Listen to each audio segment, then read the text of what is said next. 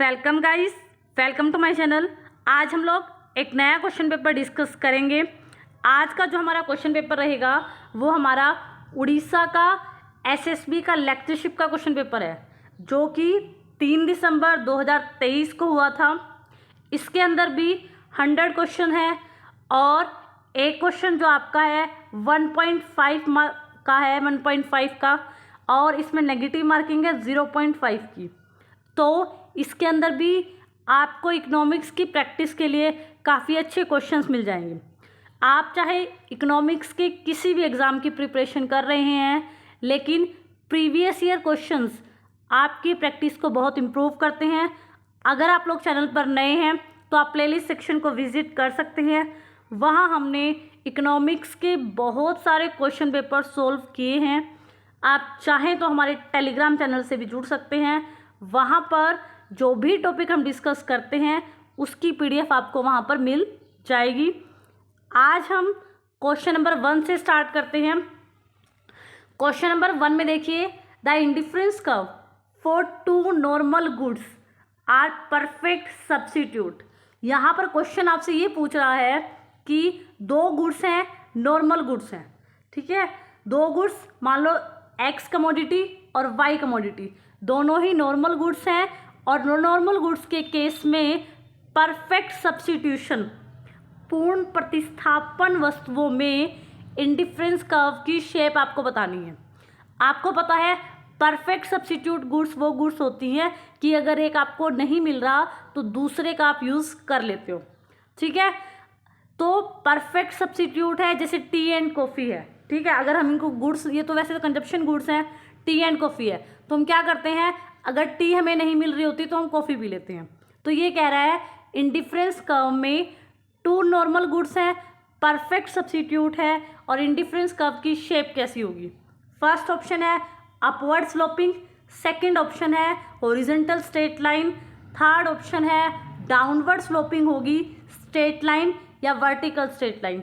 तो आपको पता है इंडिफरेंस कर्व है और परफेक्ट सब्स्टिट्यूशन है, तो दो गुड्स के बीच क्या होगा, दो गुड्स के बीच जो आपका इंडिफरेंस कर्व की जो आपकी शेप होगी तो उस टाइम कैसी होगी, डाउनवर्ड स्लोपिंग होगी और स्ट्रेट लाइन होगी, क्योंकि इसके अंदर मार्जिनल रेट ऑफ सब्स्टिट्यूशन, क्योंकि परफेक्ट सब्स्टिट्यूशन है, एक का दूसरे की जगह हम यूज़ कर सकते हैं। यहाँ पर मार्जिनल रेट ऑफ सब्स्टिट्यूशन जो है दो गुड्स में कैसा रहेगा, कांस्टेंट रहेगा। और इस मार्जिनल रेट ऑफ सब्स्टिट्यूशन के कांस्टेंट होने की वजह से ही आपके इंडिफरेंस कर्व की शेप डाउनवर्ड स्लोपिंग रहेगी और स्ट्रेट लाइन रहेगी। अगला क्वेश्चन देखिए, अगला क्वेश्चन है एंजल कर्व नॉर्मल कमोडिटी में कैसा होता है। पहले आपको पता होना चाहिए कि एंजल कर्व क्या होता है। एंजल कर्व आपका इनकम और किसके बीच में, जो आप कमोडिटी को कंज्यूम करते हो या डिमांड करते हो उसका रिलेशन बताता है, ठीक है। नॉर्मल गुड है, नॉर्मल गुड्स कैसी होती है, ये वो वस्तुएं होती है जब आपकी इनकम बढ़ती है तो आप इनकी डिमांड भी क्या कर देते हो, बढ़ा देते हो। तो जब इनकम के बढ़ने पर आपकी डिमांड बढ़ जाती है तो नॉर्मल कमोडिटी के केस में जो आपका कर्व होगा वो कैसा होगा। अभी मैंने क्या दिखाया, इनकम बढ़ गई, आपने उस कमोडिटी का कंजप्शन भी बढ़ा दिया, तो यहाँ पर एंजल कर्व जो है आपका वो कैसा हुआ, वो आपका अपवर्ड स्लोपिंग हुआ। तो ऑप्शन नंबर ए यहाँ आपका राइट आंसर हो जाएगा। अगला क्वेश्चन देखिए, अगला क्वेश्चन क्या है, by increasing 1 unit of capital of firm. वो कह रहा है कि एक फर्म के अंदर अगर हम 1 यूनिट किसकी, कैपिटल की इंक्रीज करते हैं तो give up 2 unit of labour.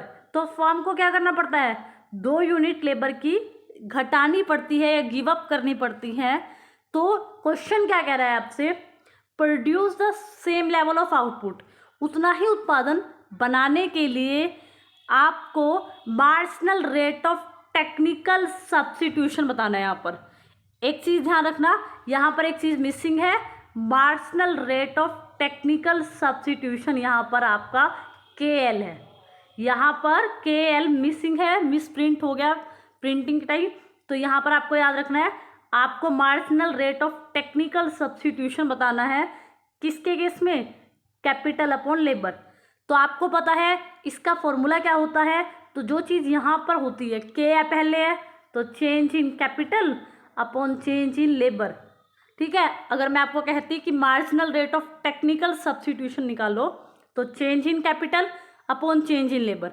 अब क्वेश्चन को पढ़िए, अगर आपको 1 यूनिट कैपिटल की इंक्रीज करनी है तो आपको लेबर की कितनी यूनिट्स को क्या करना पड़ रहा है, आपको कैपिटल की लेबर की 2 यूनिट्स को क्या करना पड़ रहा है, गिव अप करना पड़ रहा है। तो चेंज इन कैपिटल कितना हुआ है, कैपिटल में जो चेंज आया वो 1 यूनिट का आया है, और जो लेबर है जो आपको गिव अप करना पड़ेगा वो कितना करना पड़ेगा, 2 करना पड़ेगा, और माइनस का 2 आएगा। तो हम यहाँ मोड साइन लगा देंगे तो ये माइनस का कोई वैल्यू नहीं रहेगी, तो 1/2 जो है आपका, 1/2 को जब आप जो है कट करेंगे तो आपका 0.5 राइट आंसर हो जाएगा। इसका मतलब अगर आप 1 यूनिट कैपिटल की इंक्रीज करते हैं, 2 यूनिट लेबर की गिव अप करते हैं, तो सेम लेवल ऑफ आउटपुट बनाने के लिए आपका marginal rate of technical substitution किसके बीच में, KL आपका ये रहेगा, और आपका option number A right answer हो जाएगा। अगला क्वेश्चन देखिए, एक optimum firm produce a level of output at विच, एक फर्म की बात की गई है, एक ऑप्टिमम फर्म, एक संतुलित फर्म है वो कहाँ पर अपने आउटपुट को बनाती है, जब उसका MC मिनिमम होता है, जब उसका MC और AC मिनिमम होता है, या फिर उसका AC मिनिमम होता है, या फिर ना तो उसके प्रॉफिट की सिचुएशन होती है ना ही उसको लॉस हो रहा होता है। तो यहाँ पर हम एक डायग्राम बनाते हैं परफेक्ट कंपटीशन का। आपने देखा है परफेक्ट कंपटीशन के अंदर यहाँ आप OX लीजिएंगे, तो यहाँ पर आपका AR और MR तो बराबर होता है, तो यहाँ पर अगर मैं क्या करूँगी, AC करती हूँ और यहाँ से आपकी MC जाएगी, तो आप देखोगे कि ये जो मिनिमम पॉइंट होता है ना, ये एक फर्म का ऑप्टिमम लेवल ऑफ प्रोडक्शन होता है। तो आप देखोगे यहाँ पर सिर्फ आपका AC मिनिमम है, ना तो आपका MC मिनिमम है, MC मिनिमम तो आपका यहाँ है। तो यहाँ पर आपका क्वेश्चन क्या आएगा, जब आपका AC मिनिमम होता है वही आपका ऑप्टिमम फर्म का जो है ऑप्टिमम प्रोडक्शन होता है। तो ऑप्शन नंबर C यहाँ आपका राइट आंसर हो जाएगा। अगला क्वेश्चन देखिए, under constant return to scale marginal product of individual factor, यहाँ पर ये कह रहा है पैमाने के स्थिर प्रतिफलक में जो सीमांत उत्पादन है एक इंडिविजुअल फैक्टर का, वो क्या होता है, इंक्रीज होता है, डिमिनिशिंग होता है, कांस्टेंट होता है, या इंक्रीज हो सकता है, इनमें डिक्लाइन हो सकता है। तो आपको पता है कांस्टेंट रिटर्न टू स्केल क्या होता है, कि जिस रेशो में आप इनपुट को बढ़ाते हो उसी रेशो में आपका आउटपुट बढ़ जाता है। ये देखो मैं आपको, ये आपने इतने इनपुट लगाए, इतने संसाधन लगाए, ये आपका आउटपुट हो गया। अगर मैं अपने संसाधनों को 50 से बढ़ा देती हूँ तो यहाँ पर मेरा आउटपुट भी बढ़ जाएगा, कितने से, 50 से। ये तो हो गया कांस्टेंट रिटर्न टू स्केल। लेकिन क्वेश्चन उसने यहाँ से पूछा ही नहीं है, उसने कहा कि कांस्टेंट रिटर्न टू स्केल तो है, लेकिन अगर एक इंडिविजुअल फैक्टर है, यहाँ पर तो बहुत सारे फैक्टर्स हो सकते हैं इनपुट, लेकिन एक अकेले फैक्टर का मार्जिनल प्रोडक्ट क्या होता है, तो वो डिमिनिशिंग करता है। क्योंकि अगर मान लो आपके उत्पादन करने के 2 साधन हैं, लेबर और कैपिटल। यहाँ क्वेश्चन में ये कह रहा है किसी एक संसाधन को आप बढ़ा रहे हो, मान लो जैसे शॉर्ट टर्म में हम लेबर को बढ़ाते रहते हैं, तो आपने देखा है ना, चाहे कांस्टेंट रिटर्न टू स्केल है, लेकिन किसी एक फैक्टर को इंक्रीज करते रहेंगे तो वहाँ पर उसका प्रोडक्शन या उसका मार्जिनल प्रोडक्ट क्या घटता रहेगा। तो इसीलिए ऑप्शन नंबर बी यहाँ आपका राइट आंसर हो जाएगा। अगला क्वेश्चन देखिए, the point of constraint bliss is a point of tangency between. तो यहाँ पर आपसे क्वेश्चन में पूछा गया है कि जो कंस्ट्रेंट ब्लिस पॉइंट है, कंस्ट्रेंट ब्लिस पॉइंट है, वो कैसे आता है। तो आपको पता होना चाहिए कि कंस्ट्रेंट ब्लिस पॉइंट क्या होता है। कंस्ट्रेन ब्लिस पॉइंट एक ऐसा पॉइंट होता है सोशल वेलफेयर में जहाँ पर आपकी इक्वालिटी और एफिशिएंसी दोनों ही होती है। सोशल वेलफेयर इकोनॉमिक्स आपने पढ़ी होगी, वहाँ पर आपको कंस्ट्रेन ब्लिस पॉइंट निकालने के लिए आपने देखा होगा, हम डायग्राम में दिखाते हैं, तो वो पॉइंट जहाँ पर इक्विटी और एफिशिएंसी फैक्टर्स की दोनों होती है। तो ये जो कंस्ट्रेन ब्लिस पॉइंट है ये कैसे बनाया जाता है? तो ये कैसे होता है? ये टेंजेंसी से आता है। किसकी टेंजेंसी से आता है? आपका एक सोशल इंडिफरेंस कर्व दे रखा होता है, सामाजिक संभावना वक्र और यूटिलिटी उपयोगिता पॉसिबिलिटी कर्व। आपने इस तरह का डायग्राम देखा होगा सैमुअल्सन और बर्गसन के सोशल वेलफेयर फंक्शन में। ये आपका क्या होता है? ये आपका ग्रैंड यूटिलिटी पॉसिबिलिटी फ्रंटियर होता है। ठीक है, क्या? ग्रैंड यूटिलिटी पॉसिबिलिटी फ्रंटियर होता है। और ये आपका क्या होता है? ये डिफरेंट आपको सोशल वेलफेयर फंक्शन दिए होते हैं और सोशल वेलफेयर फंक्शंस दिए होते हैं, और ये जहाँ दोनों टेंजेंस करते हैं, टेंजेंसी किस पॉइंट पर आई? इस ई पॉइंट पर आई। तो इस ई पॉइंट पर यहाँ ए की यूटिलिटी होती है, यहाँ बी की यूटिलिटी होती है, और इस टेंजेंसी के पॉइंट को ही क्या बोलते हैं इकोनॉमिक्स में? इसको बोलते हैं कंस्ट्रेन ब्लिस पॉइंट। तो क्वेश्चन क्या कह रहा था ये कि कंस्ट्रेन ब्लिस पॉइंट किसकी टेंजेंसी से आता है? तो आपको समझ आया कि हम सोशल इंडिफरेंस कर्व और यूटिलिटी पॉसिबिलिटी कर्व के टेंजेंसी से ये आता है। ऑप्शन नंबर ए आपका राइट आंसर हो जाएगा। अगला क्वेश्चन देखिए, a monopoly firm would be in equilibrium at a point on its demand curve where elasticity of demand is. तो ये क्वेश्चन में क्या कह रहा है? एक मोनोपोली फर्म है, वो इक्विलिब्रियम में है, और डिमांड कर्व में उस टाइम पर इलास्टिसिटी ऑफ डिमांड कितनी है। तो हम क्या करते हैं, यहाँ पर एक डायग्राम बनाते हैं। आपको पता है ये मोनोपोली फर्म का, मोनोपोली का जो डायग्राम होता है AR/MR का, वो कैसा होता है? ऐसा होता है। ये आपका AR कर्व होता है, ये आपका MR कर्व होता है। और आपको पता है जब मोनोपोली में इक्विलिब्रियम होता है, कब होता है? जब MR और MC कट करते हैं एक दूसरे को, और MR और MC ने इस पॉइंट पर कट किया आपको। तो अब देखो, आपको ये बतानी है कि जब एक फर्म इक्विलिब्रियम में है तो उस टाइम पर उसकी इलास्टिसिटी ऑफ डिमांड कितनी है। तो आपको पता होना चाहिए कि जो हम AR कर्व होता है उसको क्या बोलते हैं? उसको डिमांड कर्व बोलते हैं। अब इस यहाँ पर आपका ई पॉइंट पर इक्विलिब्रियम में है, हम क्या करते हैं, इस पॉइंट को ऊपर की तरफ लेके जाते हैं। जब हम इसको ऊपर की तरफ लेके जाते हैं और यहाँ प्राइस डिसाइड करते हैं, तो यहाँ पर आपको पता है आपकी इलास्टिसिटी कैसी होती है? आपकी इलास्टिसिटी ग्रेटर देन 1 होती है। ठीक है, क्योंकि यहाँ पर इक्वल टू 1 होती है, यहाँ नीचे की तरफ लेस देन 1 होती है। तो आपको क्वेश्चन समझ आया? जब एक मोनोपोली इक्विलिब्रियम में है तो उस टाइम पर आपने डिमांड कर्व में इलास्टिसिटी ऑफ डिमांड देखी, तो आपको क्या समझ आया? उस टाइम पर इलास्टिसिटी ऑफ डिमांड आपकी ग्रेटर देन यूनिटी होती है। ऑप्शन नंबर बी यहाँ आपका राइट आंसर हो जाएगा।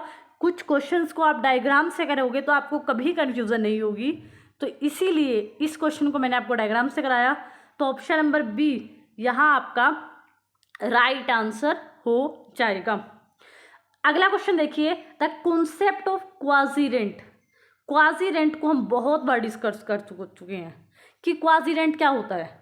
ठीक है, जो लगान क्या होता है, अर्ध लगान क्या होता है, कि रेंट ऑन लैंड जो लैंड पे मिलता है, या जो आपको फैक्टर ऑफ प्रोडक्शन का रिटर्न मिलता है वो होता है, या return two factor which is not fix in supply in short term, या उन संसाधनों के रिटर्न को क्वाजी रेंट बोलते हैं जिनकी शॉर्ट टर्म में सप्लाई फिक्स होती है, या वो रिटर्न्स उन संसाधनों के रिटर्न्स जिनकी सप्लाई शॉर्ट टर्म में फिक्स नहीं होती। कई बार हमने क्वाजी रेंट को डिस्कस किया है। हमने डिस्कस किया है कि शॉर्ट टर्म के अंदर हमारे उत्पादन के कुछ संसाधन कैसे होते हैं जिनकी सप्लाई फिक्स होती है, चाहे वो कुछ भी हो सकता है, वो लैंड भी हो सकती है, वो स्किल्ड लेबर भी हो सकती है। जिन संसाधनों की सप्लाई हमारी शॉर्ट टर्म में फिक्स होती है, शॉर्ट टर्म में हम चाह के भी उसको नहीं बढ़ा सकते, तो उस टाइम पर हमें एक एक्स्ट्रा इनकम या एक क्वाजी रेंट जो है वो प्राप्त होता है। ऑप्शन नंबर डी यहाँ आपका राइट आंसर हो जाएगा कि return to a factor which is fix in supply in short term. जिसकी सप्लाई को आप नहीं बढ़ा सकते, तो ऐसे में क्या होता है, उसके प्राइजेस ज़्यादा होते हैं और हम उनको पे करते हैं, क्योंकि शॉर्ट टर्म में उसकी सप्लाई बढ़ाई नहीं जा रही। तो जो प्रोड्यूसर होता है वो ज़्यादा फ़ायदा कमाने के लिए उसके प्राइसेस को इंक्रीज कर देता है। तो यहाँ पर ऑप्शन नंबर डी आपका राइट आंसर हो जाएगा। यहाँ पर भी देख सकते हैं आप डायग्राम में, मैंने डायग्राम इसलिए ऐड किया है क्योंकि ये क्वेश्चन बार बार आता है। यहाँ पर देखिए, यहाँ पर OX पर यहाँ पे हमने प्राइस लिया है, यहाँ पर आपको OY पर क्वांटिटी ली गई है। ये देखिए, किसी भी चीज़ की सप्लाई कह सकते हैं, किसी भी संसाधन की सप्लाई कह सकते हैं। शॉर्ट टर्म के अंदर सप्लाई ये है, ये आपका डिमांड है, ठीक है।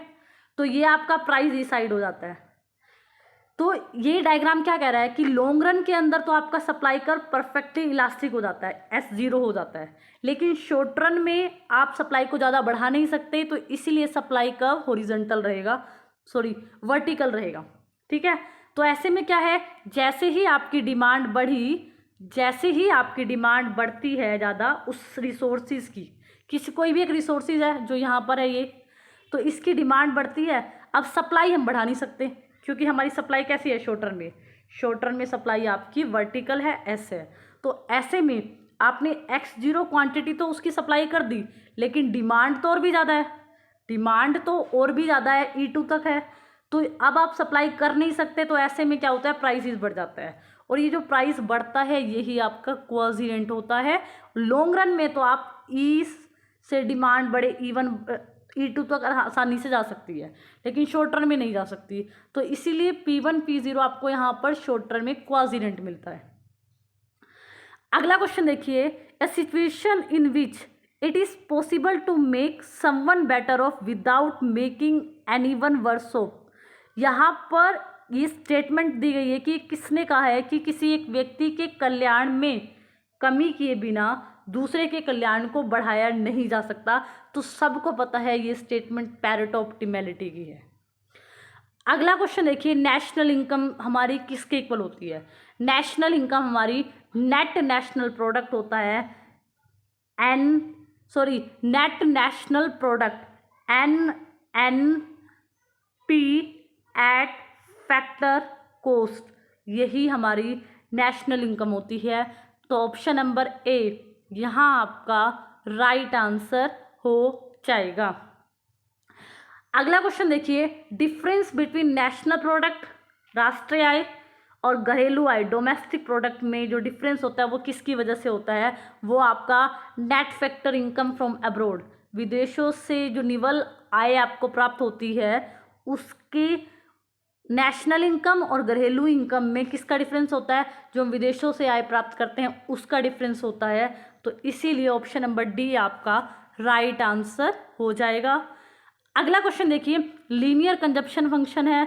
तो लीनियर मतलब इधर आपका कंजप्शन है, इधर आपका लीनियर कंजप्शन फंक्शन है, इनकम है, और ये कहाँ से ओरिजिन हो रहा है, इसका ओरिजिन आपका बिल्कुल 0 से हो रहा है। तो उस टाइम पर आपका APC average propensity to consume, औसत उपभोग और सीमांत उपभोग दोनों क्या होते हैं, बराबर होते हैं।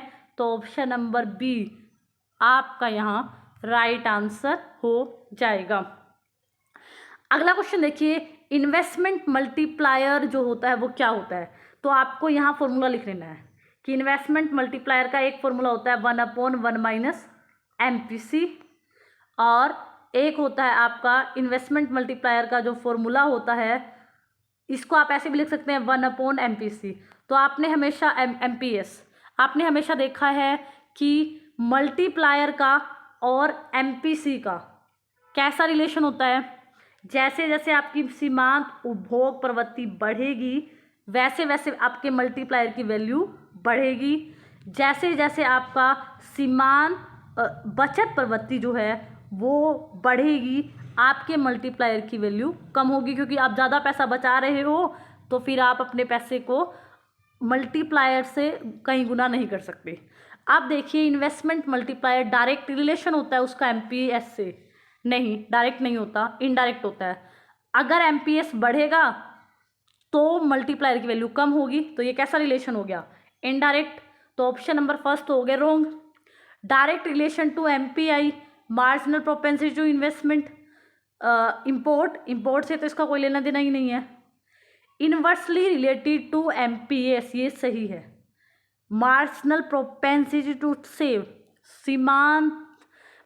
सीमांत बचत प्रवृत्ति का और मल्टीप्लायर का जो रिलेशन होता है वो क्या होता है, इनवर्स होता है।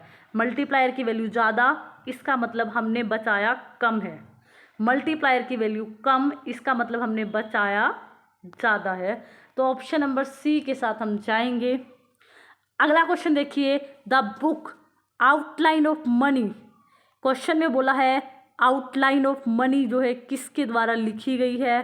तो आउटलाइन ऑफ मनी के राइटर का नाम आप मुझे कमेंट सेक्शन में बताओगे, क्योंकि कुछ क्वेश्चन जब हम इस तरह के सर्च करते हैं तो हमें हमेशा के लिए याद रहता है कि इस क्वेश्चन का राइट आंसर क्या है। इस क्वेश्चन का आप राइट आंसर मुझे कमेंट सेक्शन में बताओगे। अगला क्वेश्चन देखो, इंटरसेक्शन ऑफ आईएस कब है, सॉरी ये प्रिंटिंग फिर वो यहाँ पर है इंटरसेक्शन ऑफ आईएस और एलएम। ये आईएस कर्व है जो गुड्स मार्केट में इक्विलिब्रियम दिखाता है, ये एलएम कर्व है जो मनी मार्केट में इक्विलिब्रियम दिखाता है। और जब ये दोनों इंटरसेक्ट करते हैं तो हमें पता है कि हमारी मनी मार्केट और गुड्स मार्केट दोनों इक्विलिब्रियम में हैं, इसीलिए ऑप्शन नंबर डी यहाँ आपका राइट आंसर हो जाएगा।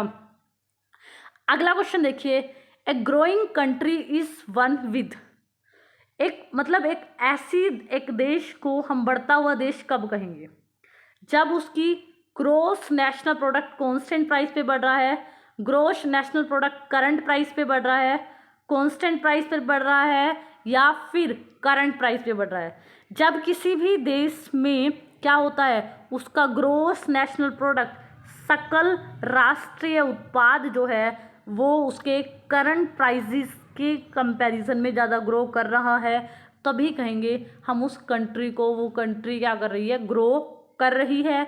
तो यहाँ पर आपका राइट आंसर क्या हो जाएगा, ऑप्शन नंबर बी यहाँ आपका राइट आंसर हो जाएगा।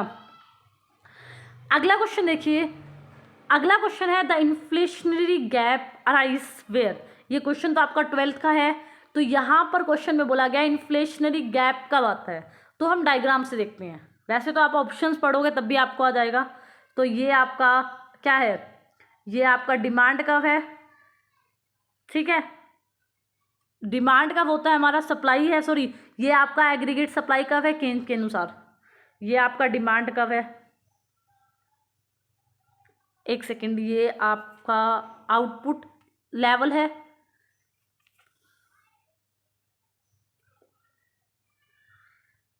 ये आपका एग्रीगेट सप्लाई कब, ये आपका एग्रीगेट डिमांड कब, चेंज के हिसाब से, ये दोनों इक्विलिब्रियम में। अब क्या कह रहा है क्वेश्चन में, क्वेश्चन में कह रहा है एग्रीगेट डिमांड ज़्यादा है। इन्फ्लेशन कब आता है, जब आपकी डिमांड ज़्यादा हो आउटपुट कम हो। तो इन्फ्लेशनरी गैप कब आएगा, जब आपके पास एक्सेस हो एग्रीगेट डिमांड, लेकिन आपके यहाँ पर जो आउटपुट है, जो एम्प्लॉयमेंट है वो उतना ना हो, तब उस टाइम पर यहाँ पर इन्फ्लेशनरी गैप आता है। डायग्राम से क्वेश्चन और भी ईजी होता है, क्वेश्चन के गलत होने के चांस भी कम हो गए। तो हमें क्या समझ आया, एक्सेस एग्रीगेट डिमांड हो गई over aggregate potential demand full employment में। तो यहाँ पर ये जो डिमांड ज़्यादा है सप्लाई के कंपैरिजन में, यही इन्फ्लेशन को लेके आएगी। ऑप्शन नंबर ए आपका यहाँ राइट आंसर हो जाएगा। अगला क्वेश्चन देखिए, practice of charging each consumer the reservation price. Reservation price होता है कि कंज्यूमर जो है ना मार्केट के अंदर मैक्सिमम विलिंगनेस टू पे है, ज़्यादा से ज़्यादा कितना पे करना चाहता है। तो यहाँ पर क्वेश्चन में ये कह रहा है कि आप क्या कर रहे हो, हर एक कंज्यूमर पर ज़्यादा से डिफरेंट प्राइस को चार्ज कर रहे हो, और इसको हम क्या बोलते हैं, तो इसको हम फर्स्ट डिग्री प्राइस डिस्क्रिमिनेशन बोलते हैं। मोनोपोली में आपने देखा होगा कि हर एक कंज्यूमर से अलग प्राइस लिया जाता है, जो जितना दे सकता है उससे उससे उतना ज़्यादा पैसा लिया जाता है। जैसे कोई कस्टमर अगर दुकान पे आया, वो अमीर ज़्यादा है, आपको समझ आ गया तो आप क्या करते हो, या फिर उसको समझ नहीं है उस प्रोडक्ट की तो आप उससे ज़्यादा प्राइस लेने की कोशिश करते हो। किसी बंदे को प्रोडक्ट की समझ है, उसको प्राइसेस पता है, तो आप उससे ज़्यादा प्राइस नहीं ले पाओगे। तो यहाँ पर फर्स्ट डिग्री प्राइस डिस्क्रिमिनेशन जो होता है, इस क्वेश्चन का राइट आंसर हो जाएगा। यहाँ पर अगला क्वेश्चन है, inflation is injustice, deflation is expedient of the two, deflation is worse off, who said that. यहाँ पर ये क्वेश्चन क्या कह रहा है, इन्फ्लेशन तो बिल्कुल अन्यायपूर्ण है, और डिफ्लेशन क्या है, डिफ्लेशन होता है महामंदी, इन्फ्लेशन होता है जब प्राइसेस तेज हो। तो ये स्टेटमेंट केंज ने दी थी। केंज ने बोला किसी भी देश में इन्फ्लेशन का होना बहुत अन्यायपूर्ण है, और अगर मंदी है किसी देश में, वो उससे भी बुरी बात है। लेकिन इन दोनों ही सिचुएशन में डिफ्लेशन को तो बहुत बुरा माना गया है। इन्फ्लेशन को फिर भी ये कह दिया गया है कि इन्फ्लेशन है तो इन्वेस्टर इन्वेस्टमेंट करने की सोचता है, उसको लगता है प्रॉफिट इम्प्रूव होगा। लेकिन डिफ्लेशन के टाइम पर तो गवर्नमेंट को पंप प्राइमिंग करनी पड़ती है। तो ये स्टेटमेंट कि इन्फ्लेशन तो अन्यायपूर्ण है लेकिन डिफ्लेशन इससे भी बहुत बुरा है, और इन दोनों ही दो ऑप्शंस में से डिफ्लेशन को बहुत बुरा किसने कहा है, ये जे.एम. केन्ज ने कहा है। तो ऑप्शन नंबर सी यहाँ आपका राइट आंसर हो जाएगा।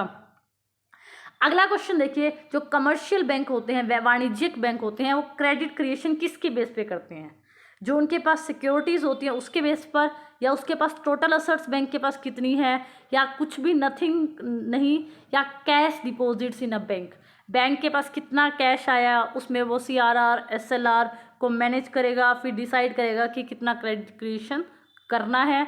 ऑप्शन नंबर डी आपका राइट आंसर हो जाएगा। अगला क्वेश्चन देखिए, अगला क्वेश्चन है फिलिप्स कर्व किसके बीच में रिलेशनशिप शो करता है। आपको पता है फिलिप्स कर्व इन्फ्लेशन और अनएम्प्लॉयमेंट के बीच में नेगेटिव रिलेशन को बताता है कि अनएम्प्लॉयमेंट जितना कम होगा उतना इन्फ्लेशन क्या होगा, ज़्यादा होगा, और इन्फ्लेशन जितना ज़्यादा होगा अनएम्प्लॉयमेंट उतना ही कम होगा। ऑप्शन नंबर डी आपका राइट आंसर हो जाएगा। अगला क्वेश्चन देखिए, बैलेंस ऑफ ट्रेड को क्या बोला गया। पहली बात तो बैलेंस ऑफ ट्रेड क्या होता है, जब हम गुड्स का एक्सपोर्ट और इंपोर्ट का आपस में माइनस कर देते हैं। जो भी आपने गुड्स बनाई उसका आपने बेच दिया, एक्सपोर्ट किया, और जो गुड्स को आप इंपोर्ट भी करते हो उनके बैलेंस को हम क्या बोलते हैं। अगर आपने एक्सपोर्ट भी 500 का किया और इंपोर्ट भी 500 का किया तो ये आपका बैलेंस ऑफ ट्रेड है। तो यहाँ पर इसमें एक विजिबल बैलेंस को आपको शो करेगा। विजिबल आइटम्स में आपका सिर्फ गुड्स का एक्सपोर्ट और इंपोर्ट आता है। ऑप्शन नंबर बी यहाँ आपका राइट आंसर हो जाएगा।